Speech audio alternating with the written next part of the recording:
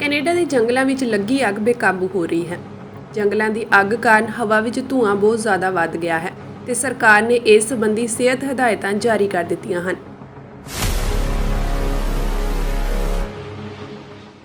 Canada ਦੇ ਸੂਬੇ Ontario ਅਤੇ ਕਿਊਬਿਕ ਸਭ ਤੋਂ ਵੱਧ ਪ੍ਰਭਾਵਿਤ ਹਨ, ਜਦਕਿ British Columbia, Alberta, Nova Scotia ਤੇ ਨਾਰਥ ਵੈਸਟ ਟੈਰੀਟਰੀਜ਼ ਵਿੱਚ ਵੀ ਅੱਗ ਭਿਆਨਕ ਰੂਪ ਲੈ ਚੁੱਕੀ ਹੈ।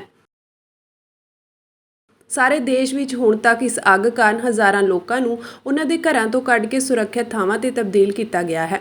ਹੁਣ ਤੱਕ ਇਸ ਅੱਗ ਨਾਲ 3 ਮਿਲੀਅਨ ਹੈਕਟੇਅਰ ਤੋਂ ਵੱਧ ਜ਼ਮੀਨ ਪ੍ਰਭਾਵਿਤ ਹੋਈ ਹੈ ਤੇ ਕਿਊਬਿਕ ਵਿੱਚ ਹੀ 2 ਲੱਖ ਹੈਕਟੇਅਰ ਜ਼ਮੀਨ ਸੜ ਚੁੱਕੀ ਹੈ। ਕੈਨੇਡਾ ਦੇ ਨੇੜਲੇ ਅਮਰੀਕਨ ਸ਼ਹਿਰ ਵੀ ਇਸ ਅੱਗ ਨਾਲ ਪ੍ਰਭਾਵਿਤ ਹੋ ਰਹੇ ਹਨ। ਨਿਊਯਾਰਕ ਅਤੇ ਕਨੈਟੀਕਟ ਵਿੱਚ ਹਵਾ ਦੂਸ਼ਿਤ ਹੋ ਗਈ ਹੈ। ਇਨ੍ਹਾਂ ਸ਼ਹਿਰਾਂ ਵਿੱਚ ਵੀ ਦੂਸ਼ਿਤ ਹਵਾ ਤੋਂ ਬਚਾਅ ਲਈ ਹਦਾਇਤਾਂ ਜਾਰੀ ਕੀਤੀਆਂ ਗਈਆਂ ਹਨ। ਜਿਨ੍ਹਾਂ ਲੋਕਾਂ ਨੂੰ ਸਾਹ ਦੀਆਂ ਬਿਮਾਰੀਆਂ ਹਨ, ਉਹਨਾਂ ਲਈ ਇਹ ਹਵਾ ਬਹੁਤ ਨੁਕਸਾਨਦਾਇਕ ਹੋ ਸਕਦੀ ਹੈ। ਇਸ ਸਾਲ ਦਾ ਗਰਮੀਆਂ ਦਾ ਮੌਸਮ ਕੈਨੇਡਾ ਵਿੱਚ ਅਜਿਹਾ ਦੱਸਿਆ ਜਾ ਰਿਹਾ ਹੈ ਜਿਸ ਨਾਲ ਹੋਰ ਵੱਧ ਜੰਗਲੀ ਅੱਗਾਂ ਲੱਗਣ ਦੀਆਂ ਸੰਭਾਵਨਾਵਾਂ ਹਨ।